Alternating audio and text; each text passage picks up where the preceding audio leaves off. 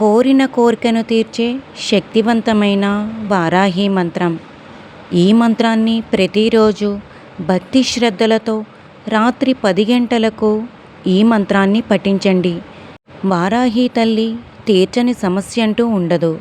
ఆ మంత్రం ఏమిటంటే ఓం ఐం హ్రీం శ్రీం ఐం గ్లౌం ఐం నమో భగవతి వార్తాళి వార్తాళి వారాహి వారాహి వరాహముఖి వరాహముఖి అందే అందిని నమః రుంధే రుంధిని నమః జంభే జంభిని నమః మోహే మోహిని నమః స్తంభే స్తంభిని నమః సర్వదుష్టప్రదుష్టానాం సర్వేషాం సర్వవాక్సిద్ధసక్షుర్ముఖగణపతి జిహ్వా స్తంభనం కురు కురు శీఘ్రం వశ్యం కురు కురు ఐం గ్లౌం టహ టహ టహ టహ హుం అస్త్రాయ ఫట్ స్వాహా.